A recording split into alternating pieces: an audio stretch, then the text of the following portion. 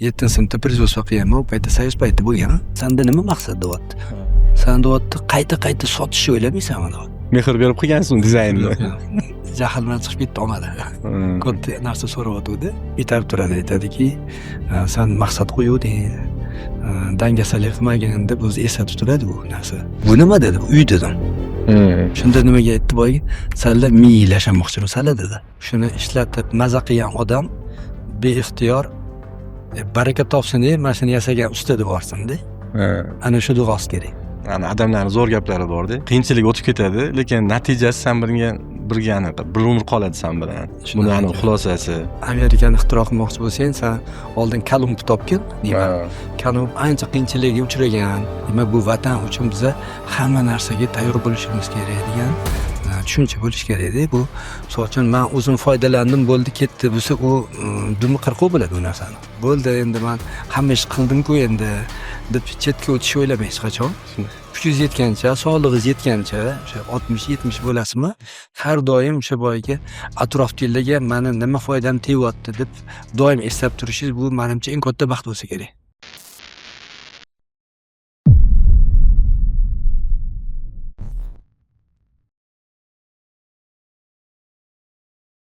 Habulaki o'zi biza podkastimizga o'zi sizni taklif qilganim maqsadim. Faqat anaqa ko'p joyda bizni tadbirkorlarning muvaffaqiyatini eshitamiz.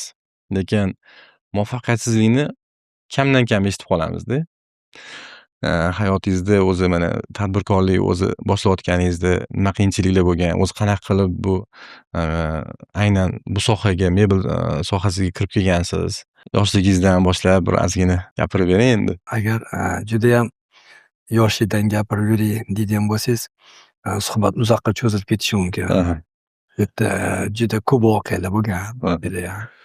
Yoshligimizda qanaqadir bir qiziqish bo'lgan ekan ishlab chiqarishga. Chunki bir agar eshitgan bo'lsangiz, 7-sinfda harakat qilib ko'rganman.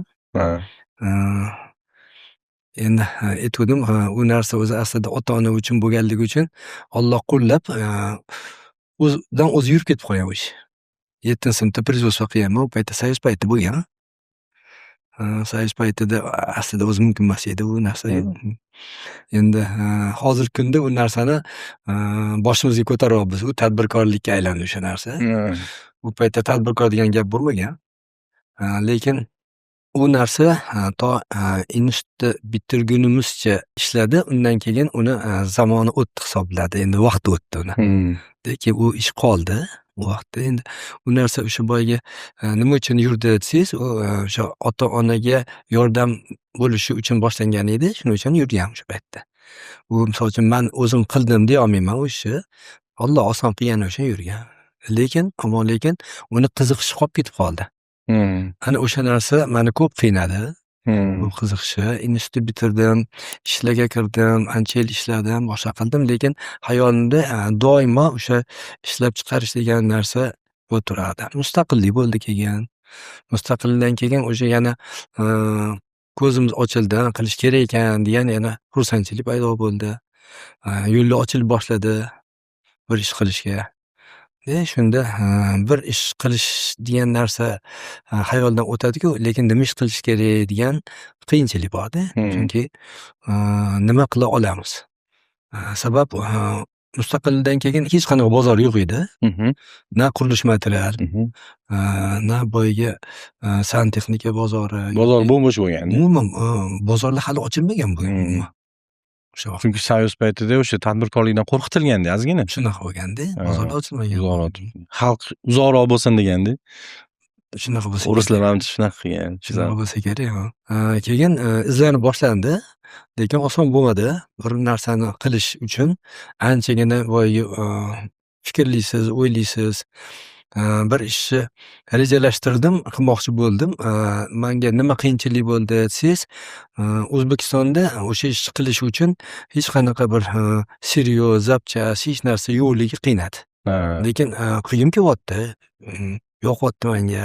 Chunki men o'sha aytdim-ku, yoshligimdan biron narsani yasash, shunga o'xshagan narsani yaxshi ko'rardim o'zi. Rosa izlandim. Ancha izlandim. Bu necha yoshda bo'lgansiz bu paytda? 95-yilda bo'lsa kerak shu manimcha. Ha. O'sha paytdagi bo'layotgan voqeada. Hmm. 95-yilda 35 atroflarida ekansizda. shunaqa bo'lsa kerak. Ha. Hmm.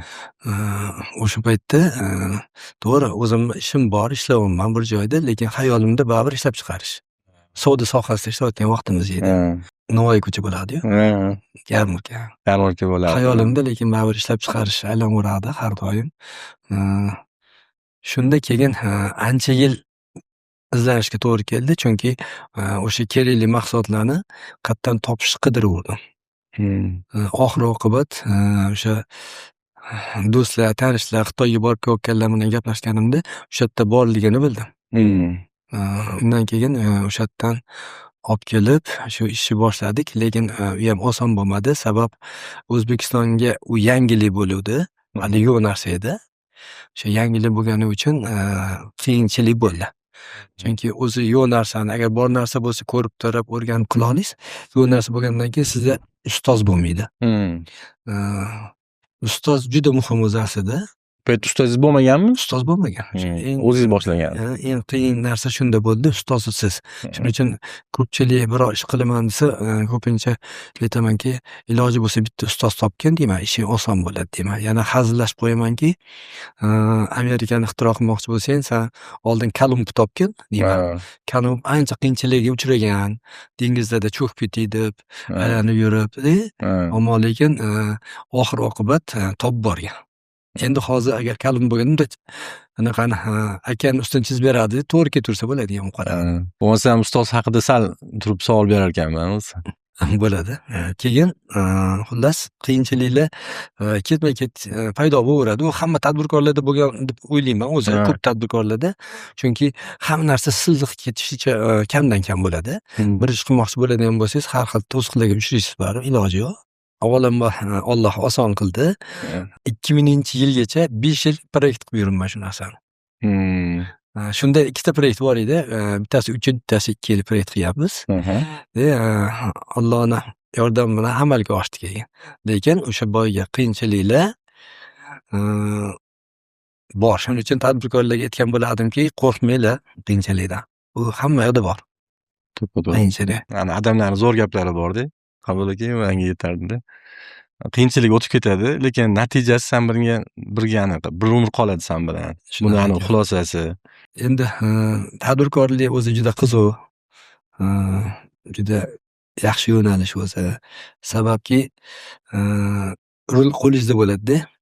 Misol uchun halolmi, harommi o'zingiz burasiz, qayoq tomonga bo'lsa ham. Rul qo'lingizda. Mana shu tomoni menga yoqadi. Chunki sayz paytda hamma narsa mumkin emas edi. Keyin bu yo'lga tadbirkorlikda eng yaxshi taraflari shu ekan. Siz o'zingiz решение chiqara olasiz va nimani xohlasangiz o'sha tarafga qarab yura olasiz. Mana shu yaxshi yengil. Harom bilan halolni o'zimiz tanlay olamizda, to'g'rimi? Tanlay olasizda. Yaxshi taraflar. Kim halolni to'g'ri tanlay oladi? Mana misol uchun siz men bilaman, juda ham to'g'ri tujjorsiz, tijoratchisiz, inshaalloh. Shunaqa deb bilaman, shunaqa gumondaman. Avvalambor ota-onani tarbiyasi va o'sha ilm. Ilm.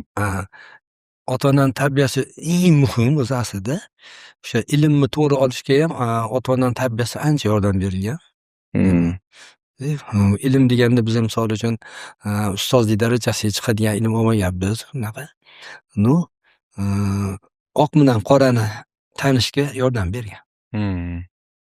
Ya'ni ota-onaning tarbiyasi muhim narsa ekan-da. Juda ham muhim narsa ekan. Ya'ni berayotgan luqmalari ota-onani hamma tomondan. Shuning uchun boyagi qadriyat degan narsa bor-ku, qadriyat u qadriyatli o'rtoqlarning o'rtasida yursangiz, maza qilib yuraverasiz. Atrofimizga yaxshi insonlar yig'ib. Yaxshi insonlar bo'lsa doim atrofingizda. O'zi Habib aka, ana bizani ko'rayotgan odamlar ko'pchiligi misol uchun hozirgi kundagi tadbirkorlar va startaplar kelajak avlodimiz bo'ladi-da o'zi. Mana o'zi eng qiyin tadbirkorga ya'ni boshlaganda nima qiyinchilik beradi o'zi? Ishni boshladingiz, umumiy qilib aytganda. Ya'ni men misol uchun birinchi ish boshlaganda boya aytdingiz, ustoz yo'qligi deb. O'zi men ustozni qaysi nimalarga qarab tanlash kerak? Bir xilda mana tadbirkorlik zo'rda, ishi zo'r bo'ladi-da, lekin qaysidir joylar qadriyatlari tushmaydi. Bir xillari bo'ladi, zo'r o'zligi, qadriyatlari yaxshi, lekin tijoratda sustroq bo'ladi. Ya'ni Ustoz qanaqa insonni biz ustoz deb bilamiz o'zi? juda kam narsa o'rgatgan odam ham ustoz deb qabul qilamiz o'zi aslida. Unaqa ustozlardan juda ko'p bo'lishi mumkin. Misol uchun Xitoyga borganda ham kimdandir bir narsa o'rganib keldim. Demak, o'sha odam menga xuddi ustozdek bo'ldi. O'rgatdi chunki. Yoki bo'lmasam shu yerda o'zida kitob oldim. Kitob ham xuddi ustozdek bo'ldi. Qidirdim kerak narsalarni shu kitobdan.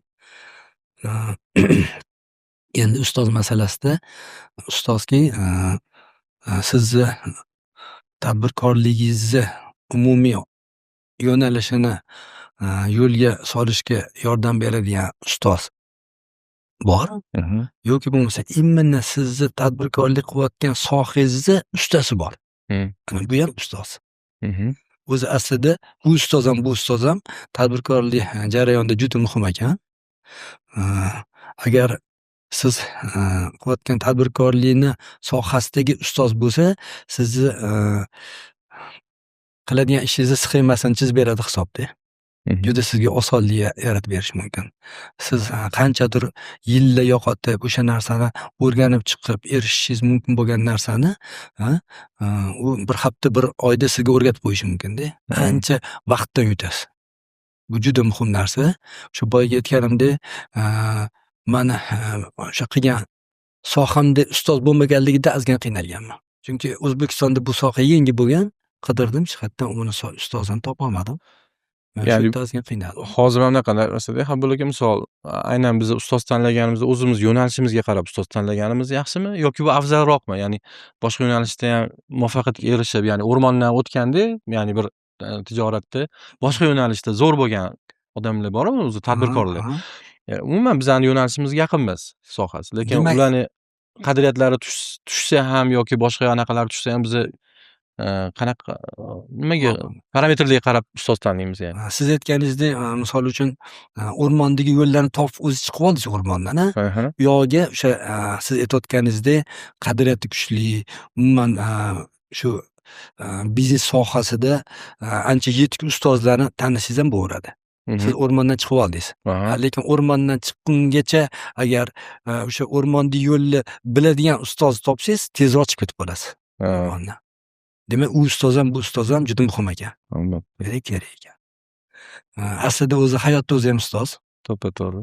Va eng chiroyli shirin ustoz hayot nima desangiz, har qadamda bir narsa o'rganasiz, har qadamda.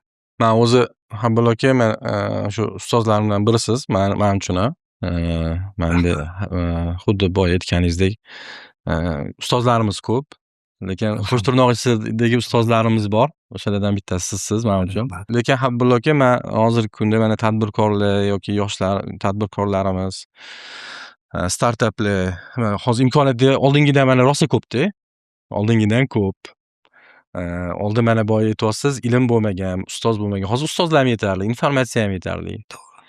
Lekin nimaga insonda bizada g'ayrat degan, shijoat degan narsa yo'qolib ketdi. Habbil aka. G'ayrat, shijoat, men o'zim tushuncha gapirishga harakat qilaman. G'ayrat, shijoat bu maqsadingizga ham bog'liq deb o'ylayman. Bir qo'yilgan maqsadga erishish uchun ba'zida o'sha g'ayrat pasayib ham ketadi, shijoat ham pasayib ketib qoladi. Lekin o'sha maqsadingizni har esga solganda, o'sha bo'yiga peshinda 2 soat uxlab olay deb uyga kelganingizda uxlamay qo'ya qolay deysizda, yana ishga boraverasiz. Shunga o'xshagan voqea. Bu shunaqa narsaki, avvalambor ichingizdan o'zi itarib turadi, aytadiki, sen maqsad qo'yuvding, dangasalik qilmagin deb o'zi eslatib turadi bu narsa. Aslida hamma tadbirkorlarga g'ayrat juda kerak. O'sha shijoat juda ham muhim o'zi. Uni qanaqa qilib shakllantirsak bo'ladi? Habbil aka. Eng muhim joyi sizda hozir men o'zim uchun ham kerak bu narsa. uni shakllantirish man endi judayam bu sohada juda chuqur ketyapsiz. Man javob berishga qiynalaman. Chunki xato javob berib qo'ysam boshqalarga noto'g'ri tushuncha bo'lib qolmasin. Aslida shu o'zingiz tarbiyalashingiz kerak. Man kimman, qayerga ketyapman, nimaga erishishim kerak degan savolni beravering. Xudo xohlasa g'ayrat ham o'zi keladi. Allohdan endi hammasi. Ko'pincha bir ishni qilmoqchi bo'lganda ko'p Allohdan so'raymiz. Man shu yoshligimdan shu o'rgatilgan ekan shekilli. Nimadir ish qilmoqchi bo'lsa, oldin yaxshilab so'rab turib keyin boshlaymiz. Avvalambor o'sha buni eng muhim joylardan bittasi qilmoqchi bo'lgan ishingiz ommaga, xalqqa foydali bo'lishini tushunib yetishingiz kerak. Qilmoqchi bo'lgan ishingiz agar u faqat manfaat siz uchun emas. Aslida hamma narsani orqasida manfaat turadi. Lekin o'sha manfaat agar bitta o'zingiz uchun emas, agar xalq uchun bo'ladigan bo'lsa, menimcha bu yerda sizga o'zi Alloh tomonidan g'oyibona g'ayrat keladi deb o'ylayman. Chunki siz faqat o'zingiz bo'ladigan bo'lsa, birpasda tadbirkorlik qilasiz, ishingiz yurishib ketadi deb to'yib qolasiz. Lekin uni orqasida juda katta maqsad turgan bo'lsa agar, umringiz oxirigacha kurashaverasiz. Hamdulillah aka, hozir mana yaxshi xulosa men o'zim oldim. Hozir mana siz aytyapsizki, mana agar yaxshi niyat bo'lsa, demak, yaxshi niyat bo'lsa, Alloh taolo o'zi bir g'ayratni berib qo'yadi, g'oyibona. To'g'ri tushungan bo'lsam. Va men hozir nimagadir o'tgan safargi bir suhbatimizda bitta narsani esladim. Siz nima uchun o'zim ham savol berganman. Bitta mebelingiz 25 yil garantiya berasizlar debdi o'zi. O'zi keyin misol uchun men o'zim sizdan mebel olsam 25 yildan keyin yana kelishi mumkin-ku, misol uchun siz oldingizga. Ya'ni bu sizni mahsulotingiz umrini davomiyligi sizni o'zi aslida bundoq olib qarasangiz, haligi umumiy olib qaraganda klientingiz kamayishga o'zi olib keladi bu narsa. Ya'ni mijozni qayta sotuvi juda kam bo'ladi. Ya'ni bu o'zi aslida shunaqa bo'ladimi yoki bu barakasi boshqa joydan bo'ladi? Bu gapingiz juda to'g'ri gap bo'ldi. Ikkita случайni gapirib beraman. 25 yil qayerdan kelib chiqdi bu sifra deganda, 2000-yilda uyimga shu imminni zanglamas po'latdan perilla yasagan edik. Podlga tushib ketadigan joyga ushlab tushish kerak degan. O'zingiz yasagansiz? O'zimiz yasaganmiz, shu o'rnatganmiz. 2025-yilga kelib qarab tursam hech qanaqa o'zgarish bo'lmabdi. 25 yil turdimi deyapman. Qor yomg'iri ostida. Quyosh yana. 25 yil turdi. Shuni keyin o'sha bolalarimizga komandaga aytganimdan keyin unda 25 yilga chidagan bo'lsa, biz bemalol 25 yil o'sha boyga kafolat bersa bo'lar ekan deydigan fikr kelib keldi. Chorak asr deb bu Hamdulillah aka bu. Chorak asr. Endi bu metal shunaqa metal ekan, endi chidamli ekan. To'g'ri.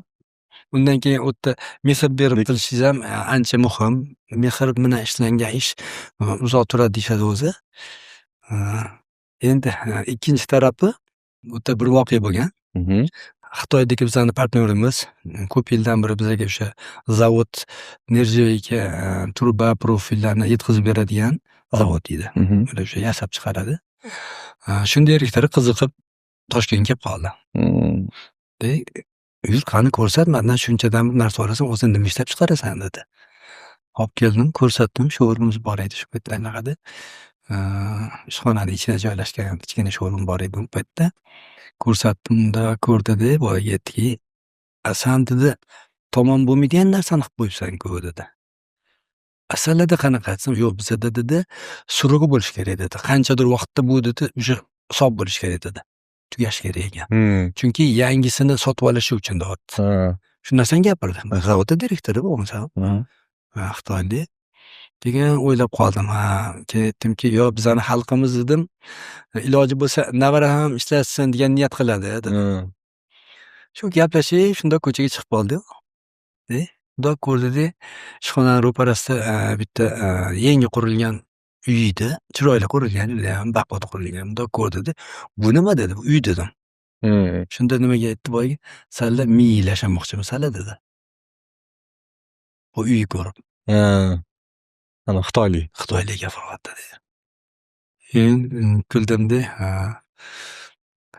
bizada dedim boya aytganimdek navara avara chevarasiga ham yetish kerak deb qo'ya qoldim. Ha. Aslida to'g'ri aytdimmi yoki mana shu joyini ozgina ochib bersangiz? Nima xulosa u yerdan Bu oldingiz? yerda u aytyaptiki, mahsulotni dedi shunchalik sifatli chiqarishdan sanda nima maqsad deyapti. Ha. San deyapti qayta sotishni o'ylamaysanmi deyapti. O'zi Xitoyliklarning asosiy manimcha endi hammasi ham emas, u g'oyasi Uni gapidan shunaqa. shuni tushundim. Aytdiki, bizada Xitoyda deb gapiryapti, shunaqa mahsulotlar deyapti, долговечный bo'lishiga urg'u berilmaydi deyapti. Hmm. Hozirgi kunda yaxshi ishlab bersa bo'ladi deyapti. Misol uchun 1 yildan 3 yilgachadir balki. Endi uni gapidan man nima tushundimki, san agar o'shanaqa 1 yildan 3 yilgacha misol uchun ishlab chiqaradigan bo'lsa, undan keyin yana qayta xalqimiz sotib olishi haqida gapirdi deb tushundim. Mana ozgina kulib qo'ydim gapiga, lekin e'tibor ham bermadim, chunki bizada qadriyat boshqacharoq-ku. Bizada o'sha boyagi ishlab chiqargan mahsulotimizni mana 20 yil o'tgandan keyin ham shuni ishlatib maza qilgan odam beixtiyor baraka topsin deb mana shuni yasagan usta deb yuborsin-da. Ana shu duosi kerak. Abdulla aka anaqa. O'zi ko'p siz bilan gaplashganimda man eng mana shu ko'p tadbirkorlar bilan ham gaplashamiz. Sizga o'xshagan tadbirkorlar nimagadir mani o'ziga tortadi. O'zi vatanimizga mana shu xalq o'ylaydigan, faqat pul, ya'ni maqsadimiz to'g'ri tirikchilik qilishimiz kerak, biznes qilishimiz kerak. Lekin oliy maqsadimiz bu bizadan qoladigan narsa bu xalqqa xizmat bo'ladi-da. Albatta. Endi man Habbulla aka mana o'zimni aytsam, shu ko'pincha ko'p tadbirkorlar o'ziz bilasiz, tadbirkorlar bilan ko'p yuraman, ko'p gaplashaman. Va hozirgi kunda boya to'g'risi hali u savolimga javob yaxshi aniq qila olmadim. Bu bizani kuzatayotganlarga ham juda ham muhim narsa. Niyat masalasi. Niyat masalasi, men shuni maqsad deb tushuntirib ketdim o'zi aslida. O'zi niyat edi o'sha narsa.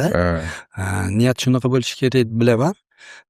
Niyatki u faqat o'zingiz atrofingizdagi yaqinlaringiz bilan cheklanib qolish kerak emas. Umuman olganda tarixdan ko'p eshityapmiz, o'qiyapmiz. Bu omma uchun, xalq uchun, qolaversa o'zi aslida bizada sal kamroq gapiriladi, vatan uchun deb ham tushunsa bo'ladi o'zi aslida. Chunki bu vatanimiz shu xalqimizda. Shunaqa. O'zi aslida shu. Aslida o'zi shu. Bu narsani bizada sal kamroq gapiriladi, lekin iloji boricha yoshlarga hozirdan shuni tushuntirib borsa yaxshi bo'ladi. Bu bizani vatanimiz. Demak, bu vatan uchun biza hamma narsaga tayyor bo'lishimiz kerak degan tushuncha bo'lishi kerak-da. Bu misol uchun men o'zim foydalandim, bo'ldi, ketdi bo'lsa, u dumi qirquv bo'ladi u narsani. Bu uzoqqa bormaydigan ish bo'ladi u narsa. Agar shu qilgan ishingizni sizdan keyingi avlod ham davom ettirib, hammaga foydasi tegani ham bo'lib, uni manfaati faqat o'zingizga cheklanib qolish kerak emas-da. Bu ommaga bo'lish kerak uni manfaati. Misol uchun kimdir o'sha ishlab chiqargan mahsulotingizni oldi, ishlatdi, hop 50 yil ishlatsa ham mayli. 50 yil. Mayli, uni modasi o'zgarar, boshqa bo'ladi. O'zi ishlatmasa yana farzandlari, nabiralari ishlatar. Lekin asl maqsad odamlarga uzoq muddat foydasi tegish degan niyat bo'lishi kerak-da. O'sha sizni misol uchun produksiyangiz odamlarga foydasi tegyaptimi yo'qmi, shuni ko'rishni o'zi ham bir maza qilib yuborasiz. Foydasi tegayotganini ko'rganingiz shundan o'zi rohatlanasiz. O'shandan rohatlanasiz. Ko'pincha klinikalarga endi borib turasiz-ku, biz ham boramiz. Shu klinikalarda ko'rganimda o'sha asosan o'sha voyaga mana Akfamedlangan bir necha marta ishim tushib bordim-da. Hamma yoqda bizani mebellar turibdi. Xursand bo'ladi. O'tkazib borasiz. Shuncha yil o'tibdi oradan. Shuncha yildan beri qimir etmay ishlayotganligini o'ziga xursand bo'lasiz. Shunga o'xshagan yana boshqa yil bo'ldi shekilli o'tib qo'yganingizga ham ancha yil. 7 yil bo'ldimi? Men o'zim ham bir borganimda shuni ko'rib o'zim ham xursand bo'lib ketdim. Chunki sizni taniyman-da, ya'ni mahsulot egasini taniyman. Hamdullo aka, mana man haliyam bilaman, mana to'g'risi haligi yosh tadbirkorlardan bir 10 tasini olib kelsak ham, sizni g'ayratingiz bizanikidan ko'pda. Sizni g'ayratingiz bu qayerdan bunaqa shijoat? Har doim o'zingiz ustingizda, misol uchun izlanasiz, man bilaman buni. Siz to'g'ri kamtarlik bilan baribir bu narsani hozir tan olmaysiz, lekin man bilaman. Mana keyin bitta man o'zim shaxsan o'zim aytyapman. Mana maslahatni ham точно joyiga berasiz, joyida urib qo'yasiz-da. Bu maqtash emas sizni, lekin men uchun bu narsa hislatingizni aytishlik men uchun kerak edi. Mana shu narsani aytishim kerak. Ya'ni har doim bu g'ayratni qayerdan anaqa qilyapsiz. To'g'ri, niyat aytyapsiz, hammasini aytyapsiz, lekin buni ichiga yana kirishimiz kerak deb o'ylayman ozgina. Avvalambor katta rahmat, judayam oshirib yubordingiz. Bu narsa o'zi aslida men o'zim qanaqa tushunaman, Allohdan deb bilaman uni. Bu yerda eng asosiysi menimcha o'sha niyatni to'g'ri qo'yilganda deb bilaman. O'sha qo'yilgan niyatni ichida bu только har bir siz so'zlaringizni o'sha ma'nosi shu niyatni ichidagi bor narsalar o'zi aslida. Niyat o'sha qilingandan keyin maqsad qo'yiladi ketidan, to'g'rimi? Demak, o'sha maqsad nima uchun qo'yildi? O'sha maqsadga erishish uchun nima qilish kerak deganda, demak, siz g'ayratli bo'lmasangiz, shijoatli bo'lmasangiz, u maqsadingizga yetib borishga kechikib qolish mumkin-da. O'zi mana umr o'tib boradi, yoshimiz o'tib boryapti, lekin u maqsad nima deganda, avvalambor mana misol uchun jannatga kirishingiz uchun qancha mehnat qilishingiz kerak, to'g'rimi? Oson emas jannatga Oson kirish. emas, bu ham shundoq qabul qilishingiz kerakki, insonlarga ko'p foyda keltirib, odamlarga o'sha jannat yo'lida ketyapman deb bilasiz. Hech qanaqa bir to'sqinlik bo'lmaydi shunda, xudo xolasa. Sababki erinchoqlik yo'qoladi, dangasalik yo'qoladi, g'ayrat shijoat keladi deb bilaman. Balki shu to'g'ridir. Inshaalloh. Hamdullo aka, hozir bitta narsa esimga tushdi. Mana men o'zim Turkiyada bir necha yil yashaganman, xabaringiz bor. O'sha yoqqa men o'zi tadbirkorlar, u yoqda ham tadbirkorlar bilan yurganman, turk tadbirkorlar bilan tanishlarim bo'lgan, boshqa bo'lgan. Mana Turkiyaga xitoyliklar kira olmagan shu paytgacha. Juda qiyin. Ya'ni qaysidir sohalarda kirgan bo'lishi mumkin, lekin mahsulotlar xitoyliklarniki bo'lishi mumkindir, bizga o'xshab. Lekin turklar bir-birini konkurent ko'rib yomon ko'rishi ham mumkindir. Lekin tashqaridan qanaqadir kimdir bozorga kirmoqchi bo'lsa, shunaqa siqib birlashishadi, ya'ni siqib tashlashadi, ya'ni uni misol uchun aytaylik, mana xitoyliklar kira olmagan. Bizda bir Bobur akam, keyin Sardor akam rahmatli bilan bir Turkiyaga bir mahsulot olib kirish uchun kirganmiz, borganmiz-da. O'sha yerda ko'rganman shu narsani-da. Men nima demoqchiman bu gapim bilan? Hamdullo aka, mana bizani o'zbek tadbirkorlarida nimagadir bir-biriga poddeshka kamrog'iga o'xshaydi meni ko'zimda. Balki meni qarashimdadir. Lekin buni haqiqatini ozgina bir ochib bersak, o'zi nimaga bunaqa aytyapman? Mana Qozog'istonga bordim, tadbirkorlar bir-biriga poddeshkasi juda ham zo'r, yaxshi. Bizda shakllanyapti, lekin juda sust shakllanyapti, ya'ni sekin ketyapti bu narsa. Ya'ni davlatimiz mana hozir qo'llab-quvvatlayapti, eksportlar bo'lyapti, ya'ni hozir mana klublar ochildi, ko'p narsalar bo'lyapti, sekin-sekin bo'lyapti. Lekin men ko'p xafa bo'laman bir xil narsada. Tadbirkorlarda ozgina bizda qo'llab-quvvatlash, bir-biriga ozgina yordam bersa, sal kamroqga o'xshaydi meniki o'zimda, nazarimda. Shuni nima qilsak shunga yechim topa olamiz biz. Qanaqa qilsak shu tadbirkorlarimiz ozgina birlashib, xalqimiz, ya'ni o'zbek millatimiz birlashsa, tadbirkor qora ko'zlarimiz birlashsa, bu eng katta yutuq-da o'zi aslida. Eng birinchi qadam, mana misol uchun siz bilan men boshlaylik. Mashalloh. Mashalloh. Bir-birini qo'llab-quvvatlayotgan tadbirkorlar ko'p. Mana ancha yillardan bir biladigan tadbirkorlar bor. Bir-birini qo'llab-quvvatgan, ko'rganman. Misol uchun o'zimga yordam bergan tadbirkorlarni ko'rganman juda ko'p. Biz ham qo'limizdan kelsa, mayli ozmi, ko'pmi, qanchadir balki yordam bergan bo'lsak kerak deb bilaman. Kimlargadir balki. Lekinda o'zbek xalqi juda ham bunaqa vahma qilib yubormaymiz. Lekin qanchadir muddat ichida, qanchadir vaqt ichida ozgina o'sha boyga chetlangan bo'lishi mumkin. Siz aytganingizdek, bir-biriga qo'llab-quvvatlashda bundan keyin yaxshi niyat qilaylik Inshaalloh. va a, o'zimiz kutayotgan shu kutuvimizni boshqa tadbirkorlarga ham tushuntira olsak, biza har bitta tadbirkor bilan suhbatlashganda shu temada agar ozgina-ozginadan suhbatlashsak ham bir-biriga yetib boradi. Oxir-oqibat menimcha butun jamiyatimizda hamma tadbirkorlar bir-birini boshda ko'taradigan tadbirkor bo'ladi. Amin. Amin inshaalloh. Man bitta narsani o'sha yoshligimda eshitib qolganman-da, Habibul aka, bu arab mamlakatlarida bo'lganda. Jiddada bo'lgan. Jiddada oldin eski paytlarda bu matoni mamlakati bo'lgan ekan, shaharchasi bo'lgan ekan. Tijorat juda kuchli bo'lgan. O'sha bir musofir odam o'tgan tijoratchi bir arablarning do'koniga kirib qoladi. Kirib qolganida bir bu ko'p bo'lmagan bu narsa, shu 90-yillar bo'lgan. Bu bo'lgan voqea. Keyin kiradida $30,000 atrofida, agar adashmayotgan bo'lsam, taxminan $30,000 mijoz do'konni egasiga aytadi. Mana bu mato, bu mato, bu mato $30,000 narxi anaqa spiska beradi.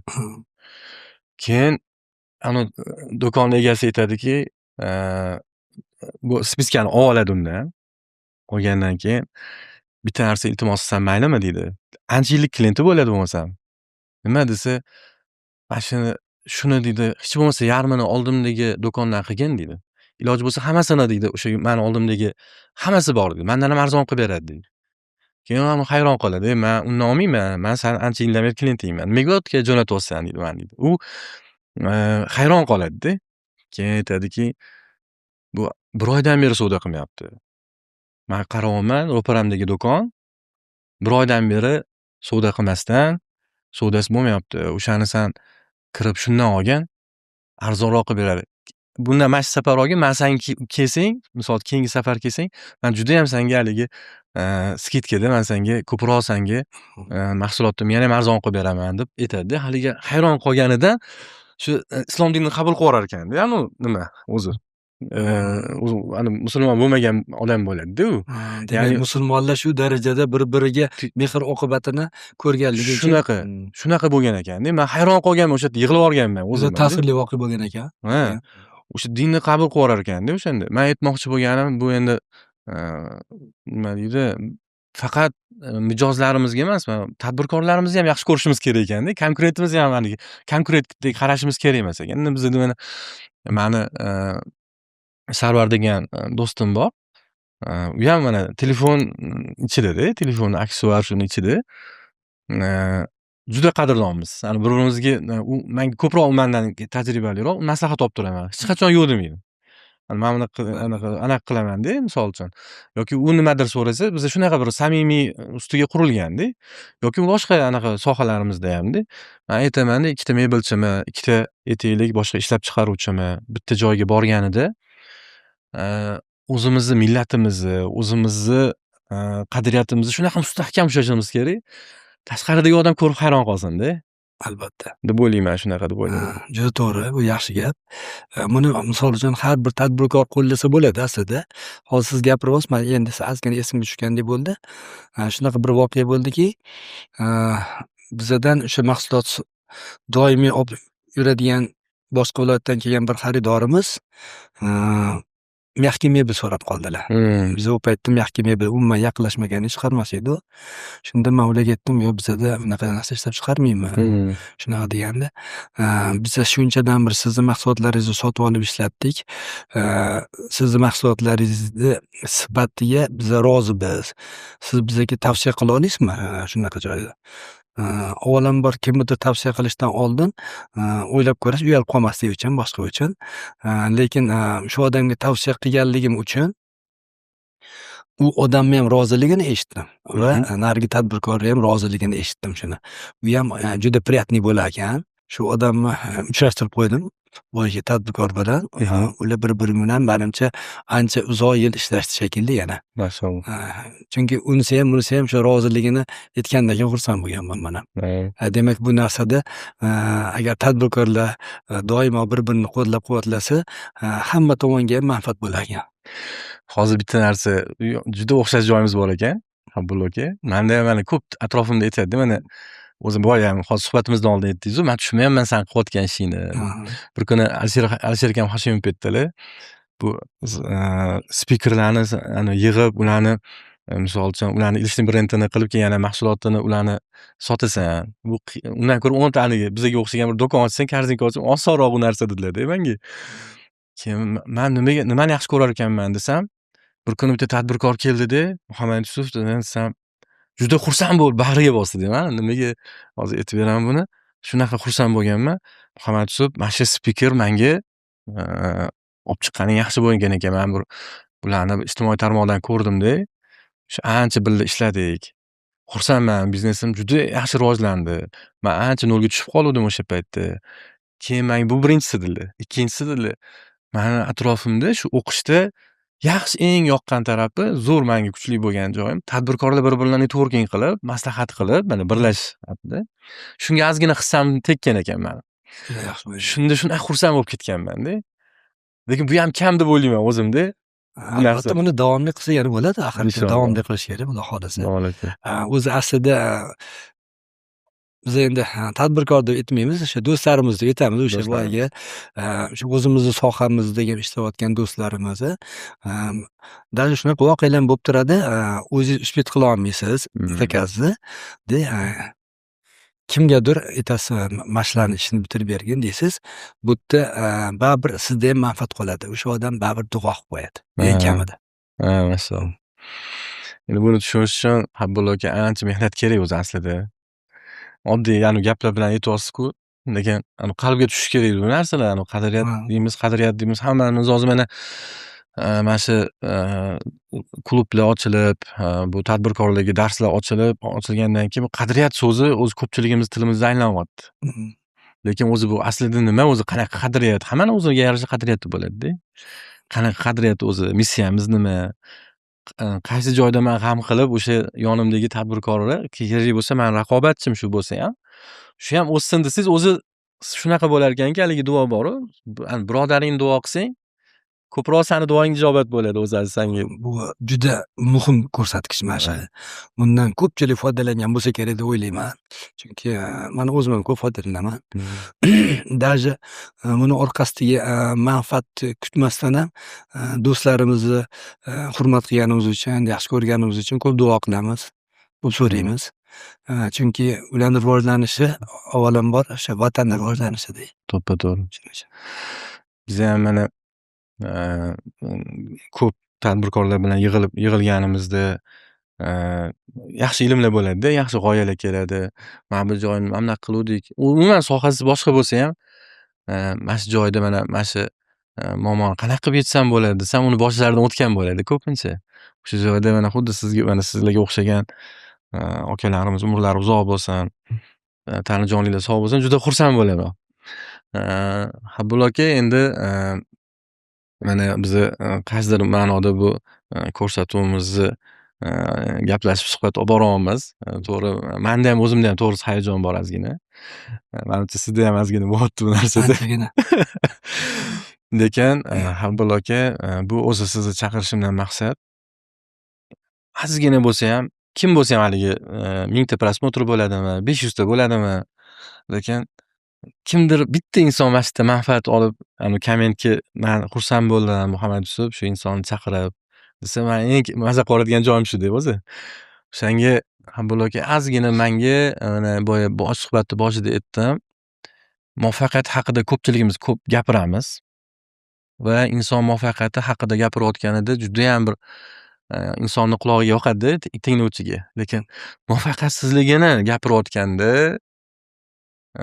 ko'pchilik gapirmaydi muvaffaqiyatsizligini birinchidan va gapirayotganda ancha ko'p narsalar esga tushadi-da. Hayotingizda eng muvaffaqiyatli davrlaringizda ozgina bir ulashib beradigan joyingiz bo'lsa, bemalol ulashib beradigan joyingiz bo'lsa, bu shaxsiyatingizga yoki boshqa emas, insonlarga bir dars shaklida anaqa bir manfaatli bo'lsa, bir gapirib bersangiz. Bu narsa boshqalarda ham bo'lishi mumkin bo'lgan voqealardan bo'lishi mumkin. Mani hayotimda o'sha boyagi bu nafaqat tadbirkorga, tadbirkor bo'lmagan aka-ukalarimizgayam bu narsa judayam tegishli deb bilaman. Insonda qaysarlik degan narsa bo'ladi. Eng joyiga urdingiz hozir borib. Ya'ni mana shu qaysarlikni yengish kerak uni.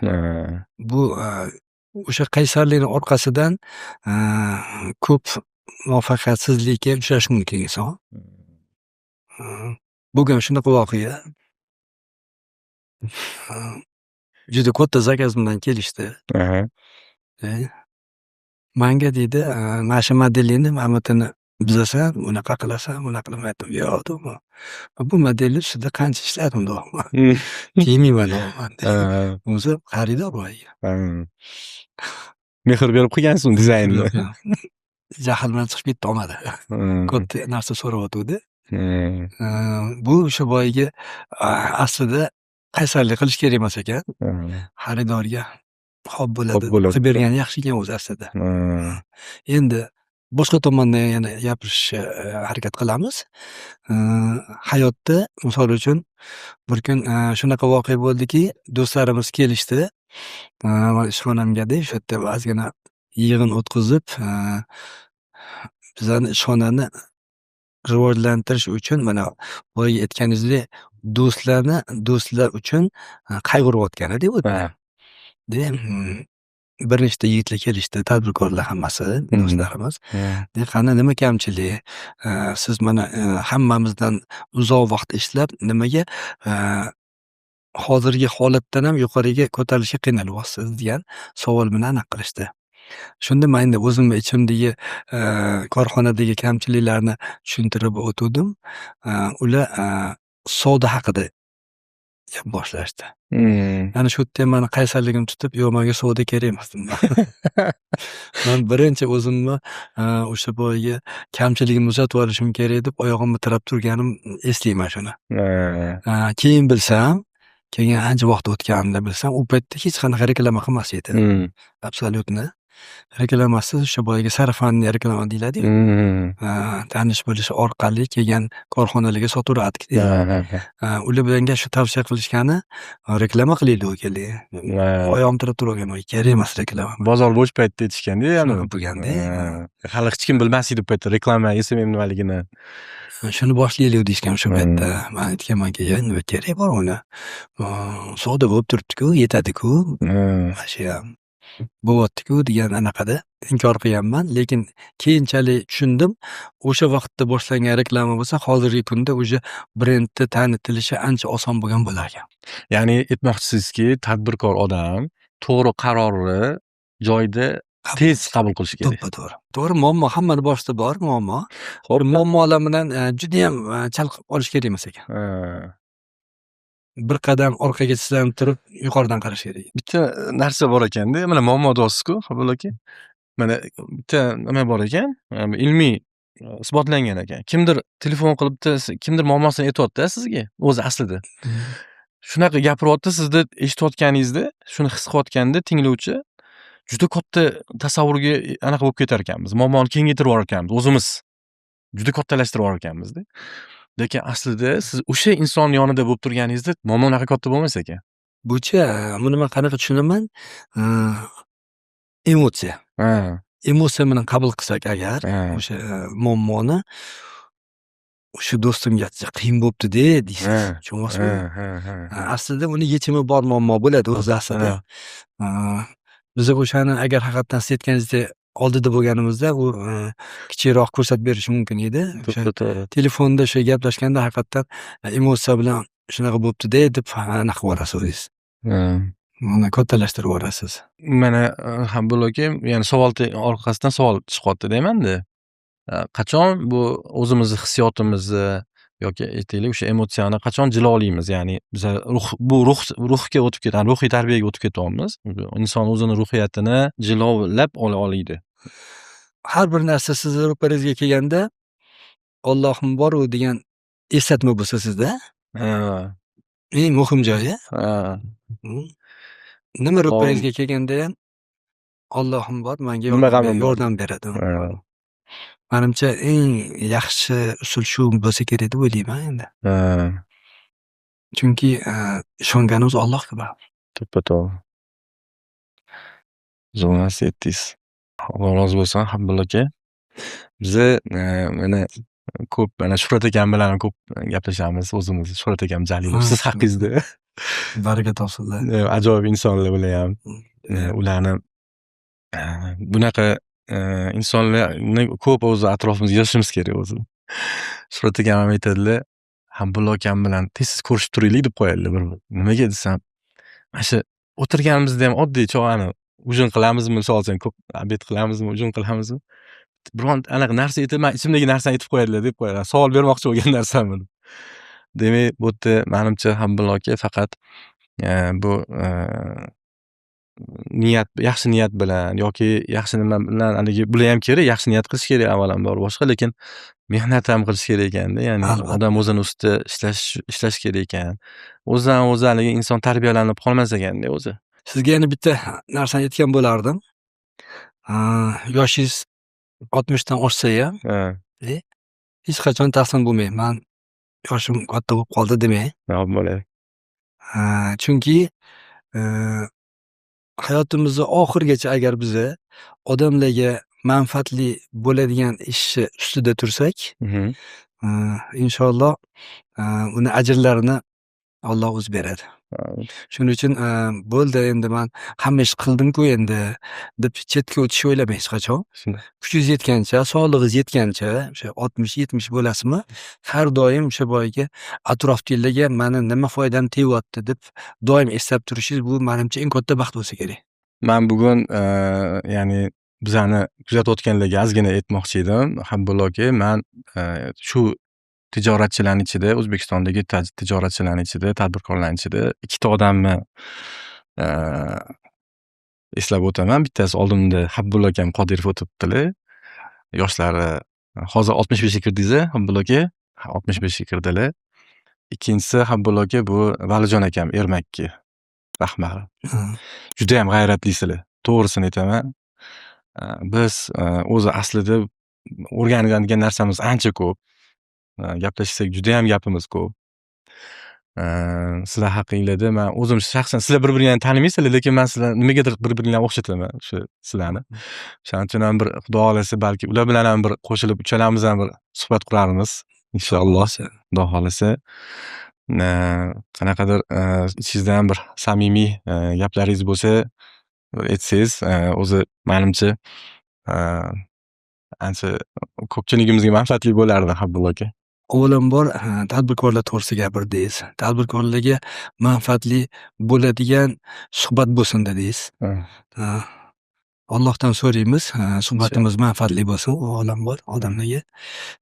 Qolaversa, bu yerda o'sha boyagi tadbirkorlarni hammalaridan iltimos qiladimki, niyatni zo'r qilib, oldindan chiqqan mayda-chuyda qarshiliklardan qo'rqmasdan doimo xalqimga, ota-onamga avvalambor, oilamga xizmat qilaman deb yaxshi niyat qilinsa, sog'lom ham bo'lishsin avvalambor, umrligi ham uzoq bo'lsin hammaligini. Mana siz qilayotgan bu ishlaringizni hammasini ham Alloh o'zi ko'rib bilib turibdi. Odamlarga manfaatli bo'lishi uchun shu ishlarni boshlagansiz. Alloh xayrli qilsin. Undan keyin yana iltimos qilgan bo'lardim, boyagi aytganingizdek, tadbirkorlar bir-birini qancha qo'llab-quvvatlasa, bu birlashishda gap katta juda ham. Birlashishda. Shu birlashish bu juda zo'r. Mana shuncha tadbirkorlar bilan birlashib, yig'inlarda qatnashamiz. Ular bilan suhbatlar o'tkazamiz. Juda ham bir yaxshi odat bo'lib tusiga kirib qoldi bu. Chunki qayergadir borib, shu bitta yig'indan bitta narsani agar yangilik o'rganib kelganingiz, u siz uchun foydada. Bu qadriyat yuzasidan bo'lsin, ilm tomondan bo'lsin. Nima bo'lganda ham inson o'sha qabrgacha baribir ilm olishimiz kerak. Bu narsadan to'xtashga haqqimiz yo'q. Doimo ilm orqasida bo'lishimiz kerak. Bu elimizni, yurtimizni rivojlanishi uchun mana hozir yangi yosh tadbirkorlar chiqib kelishyapti.